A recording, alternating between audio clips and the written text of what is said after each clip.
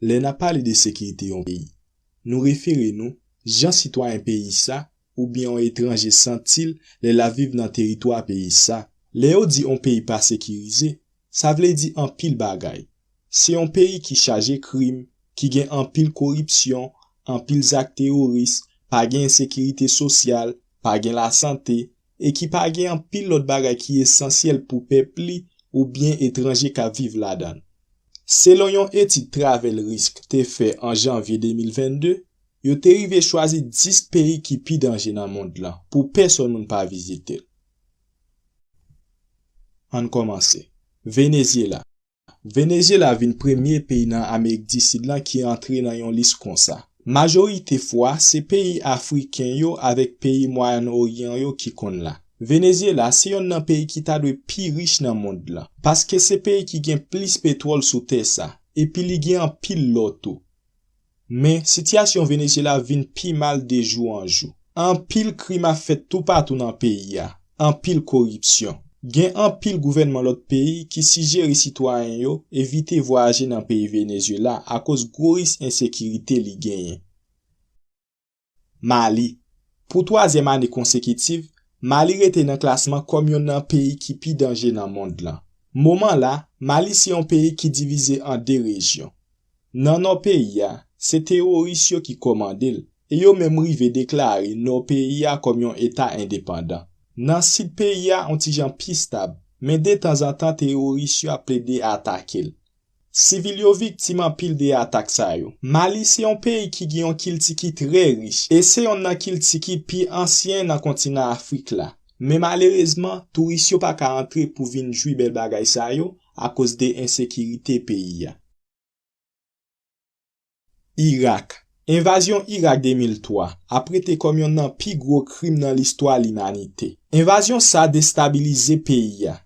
Et pays ça vin yon nan pays qui pi danger dans monde là. Et c'est un pays qui gagne un pile héritage historique, qui gagne un pile valeur dans monde là. Situation pays en vin ti jan pi stable que j'en te longtemps parce que attaque terroriste yo pas fait même j'en te kon fait chaque jour longtemps.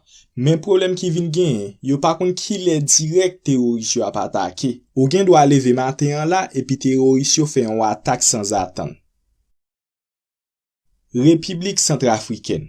République centrafricaine, c'est un pays yo presque pas mentionné dans nouvelle encore. Mais c'est un pays qui pi danger dans monde là. Et puis c'est un pays qui pi pauvre tout. Majorité zone dans pays ça contrôlé par bandits armés avec terroristes. Kidnapping avec vol, c'est façon ça yo vive. Et yo attaque civil yo en pile et même tirer en pile là-dedans yo. États-Unis déclaré, li dit comme ça, si un citoyen t'a décidé aller dans pays ça, avant ou aller quitter tout affaire en ordre, et puis fait testament. Parce que li dit, si ou aller li pa kwe wap ka tourner. Soudan du Sud. Soudan du Sud, c'est un pays qui prend indépendance li en 2011 dans men Soudan. Yo te prend indépendance yo, c'est parce que population arabe la tap tiye en pile moun noir dans pays ça. Le yo te fin prend indépendance yo te pense pays a tap pral faire en pile succès, mais hélas, c'est échec sous échec. Depuis après indépendance là, pays a fait seulement un an dans la paix. Après ça, vin gen yon guerre civile qui éclaté dans tout pays ya. En 2020, yo te signé un accord pour la paix. Mais, c'est nad marinade. Pas jam gen yon gouvernement qui carré sous pouvoir, c'est transition sous transition. La Syrie.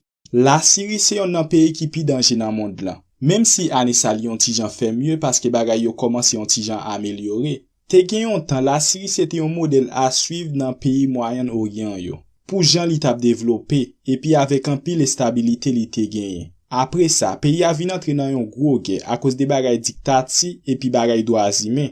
Depuis les ça pays a vin déstabilisé. C'est guerre sous guerre, en pile attaque terroriste de temps en temps. Nan dernière année yo, la Russie te décidé mettre men en cause pour te ka bay yon coup de main à président la Syrie. C'est ça qui vin fait attaque terroriste yo vin pas tellement même genre encore. Mais histoire la Syrie c'est une histoire qui très profond lié. Moi pas gen temps expliquer nous li dans vidéo ça. Afghanistan. Si gen yon pays yo reconnaître dans monde là pour actes terroristes avec insécurité, li pas l'autre que Afghanistan. États-Unis te fait quelques années pour occuper pays pour louer s'il te ka établi la paix avec mette démocratie là-dedans. Mais yo pas arrivé faire ça. C'est ça que fait dans l'année 2021, Ameriken yo te rive abandonne peyi sa. Konye ya peyi a vin rete nan men group Taliban yo.